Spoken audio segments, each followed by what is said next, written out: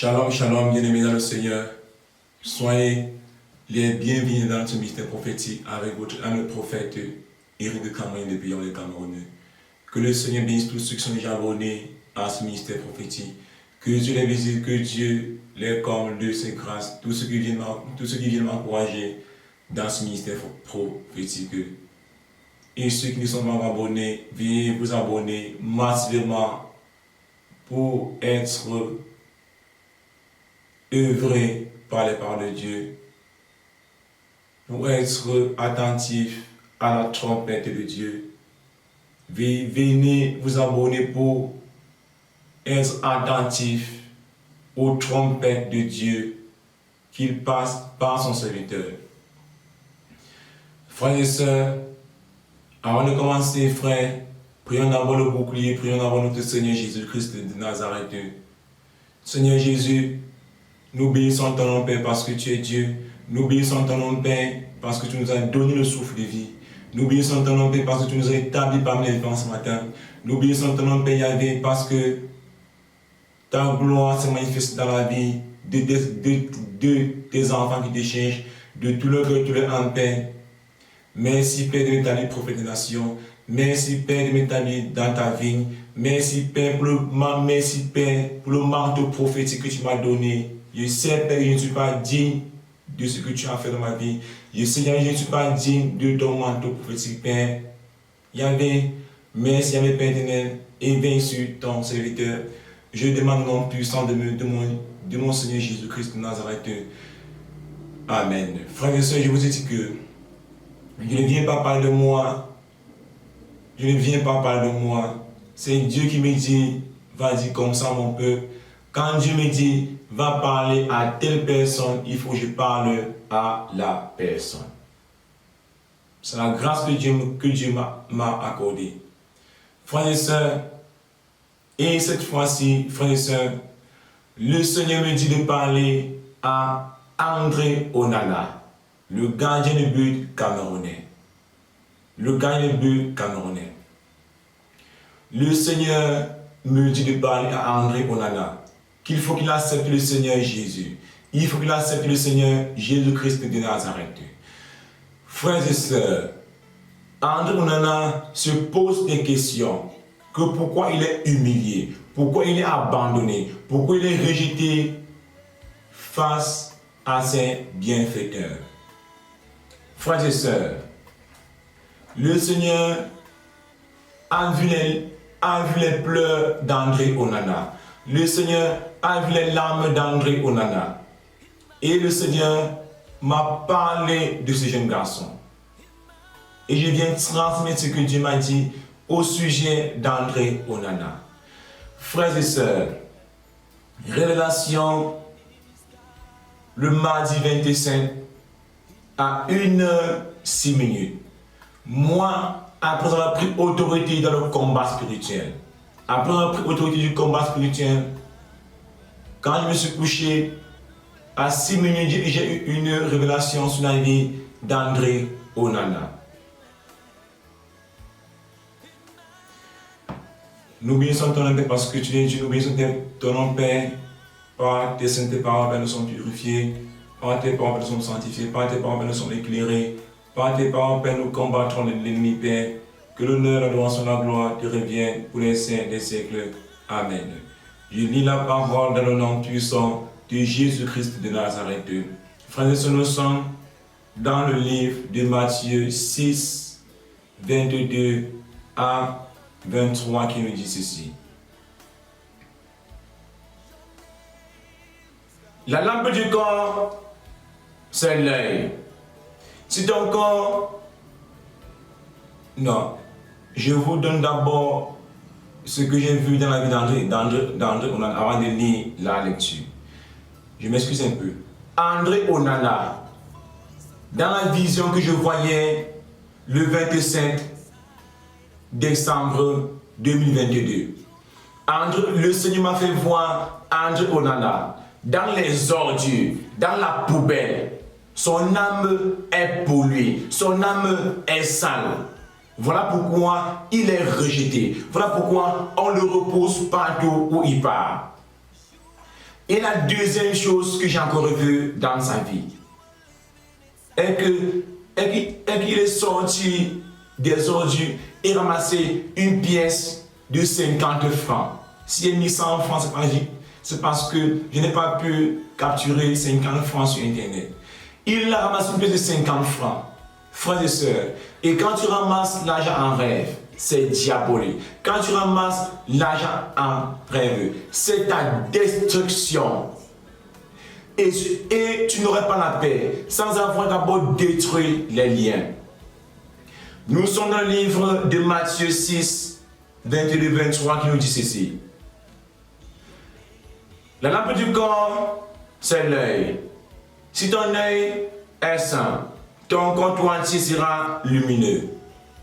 Mais si ton œil est malade, ton corps tout entier sera ténébreux.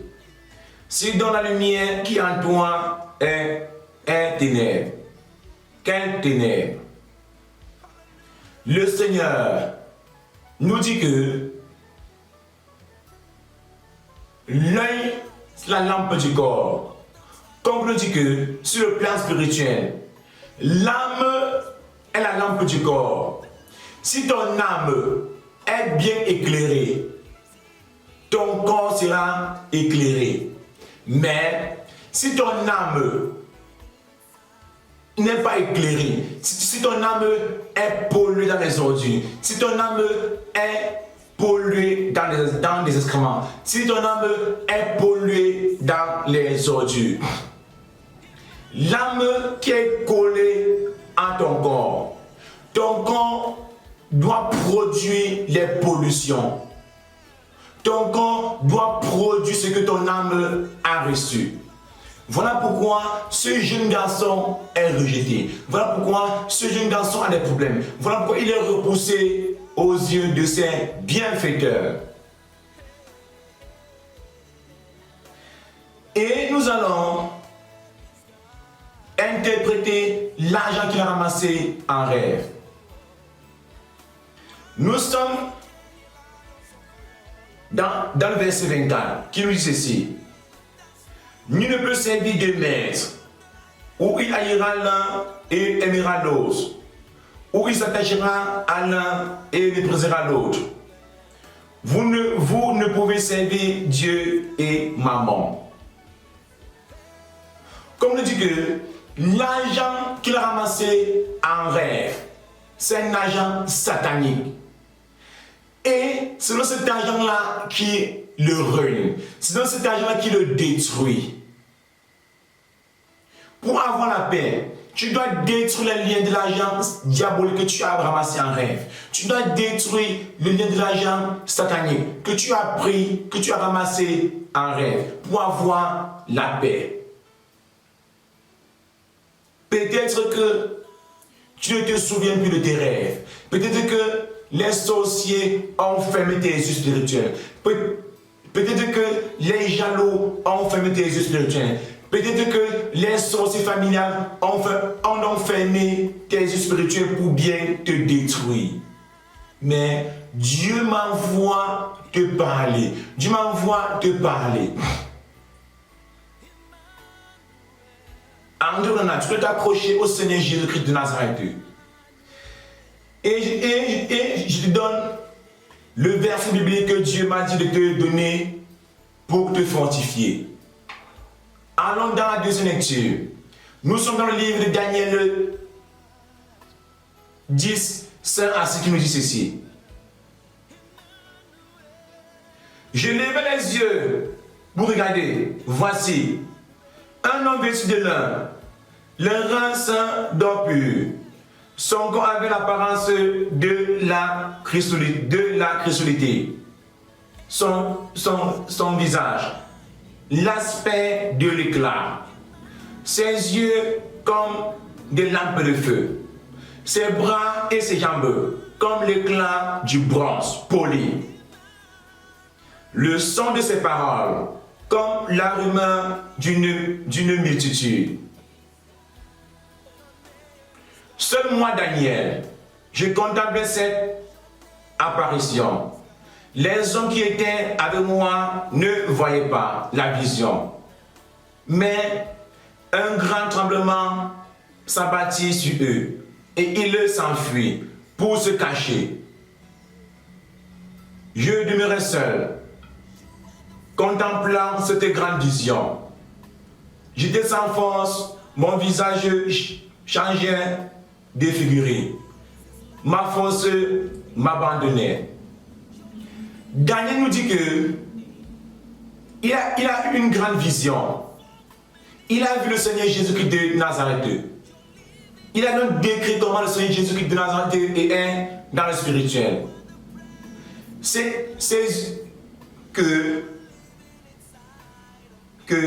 ses yeux des lampes de feu, ses bras et ses jambes comme l'éclat de bronze, le son de ses paroles comme la rumeur d'une multitude. Daniel nous dit que il a eu une vision. Il a vu le Seigneur Jésus-Christ de Nazareth sur le plan spirituel. Il était rempli de feu. Il jaillissait le feu sur le plan spirituel. Comme on dit que tous ceux qui sont attachés au Seigneur Jésus, tous ceux qui marchent dans les lois du Seigneur Jésus, tous ceux qui respectent les lois, les commandements, les ordonnances du Seigneur Jésus et qui prient dans le jeûne. Sur le plan spirituel, leur âme produit le feu, leur âme jaillit les étincelles, leur bouche vomit le feu. Et Daniel nous dit que les hommes qui avaient lui, les hommes qui étaient avec lui, sur le plan physique, ils ont senti le danger et ils ont fui. Ils ont dit que le milieu-ci est trop dangereux. Eux ne voyaient pas ce qui s'est passé dans le spirituel. Mais l'apparence du Seigneur Jésus sur le plan spirituel influençait sur le plan physique. Comme on nous dit que tout chrétien qui obéit à la parole de Dieu, tout chrétien qui respecte les lois de Dieu et qui prie dans le jeûne, sur le plan spirituel, l'ennemi ne peut pas les approcher. Sur le plan spirituel, les sorciers familiales ne peuvent pas venir manipuler leur âme. Voilà ce que le Seigneur m'a dit d'aller transmettre à André Onana pour le fortifier. Pour qu'il soit influent sur le plan spirituel. Pour qu'il soit influent sur le plan spirituel. Et je vais te dire, mon ami camerounais André Onana, si tu veux régner sur cette terre, si tu veux maintenir ton poste sur cette terre, si tu veux maintenir ta position sur cette terre, tu vas t'accrocher sur le Seigneur Jésus pour d'abord régner spirituellement. Tu vas t'accrocher sur le Seigneur Jésus de Nazareth pour régner spirituellement. Si tu règnes spirituellement, tu dois régner physiquement. Mais si les sorciers viennent manipuler ton âme, si les sorciers viennent manipuler ton âme sur le plan spirituel, tu ne peux pas régner sur le plan physique. Sur le plan physique, tu serais humilié, abandonné, rejeté. Oui, Père, j'ai transmis tes paroles à ton peuple, j'ai transmis tes révélations à ton peuple, j'ai transmis ta parole, ta vision, ta prophétie à mon frère camerounais André Onana pour le fortifier. Père éternel des amis, le roi des prophètes, que l'honneur, l'adoration, la gloire te reviennent pour les siècles des siècles. Amen. Frères et sœurs, cet enseignement ne concerne pas seulement André Onana. Cet enseignement ne concerne pas seulement mon frère André Onana, mais ça concerne tous ceux qui veulent régner sur le plan physique. Nous allons nous attacher à cet enseignement pour d'abord régner sur le plan spirituel, pour d'abord dominer sur le plan spirituel, pour d'abord dominer dans le combat spirituel avant de régner sur le plan physique. Frère, c'est votre humble prophète Éric Camoni, des Pions de Cameroun, frère, Abonnez-vous, abonnez-vous, abonnez-vous, abonnez-vous massivement pour ne pas rater les visions, les prophéties, les révélations qui viennent de Dieu. Frère, abonne-toi, la de laisse en commentaire, ciao, bye bye, et rendez-vous pour la nouvelle prophétie qui vient très fort. Je ne sais sur qui ça vient, mais dès que le Seigneur me parle, je parle.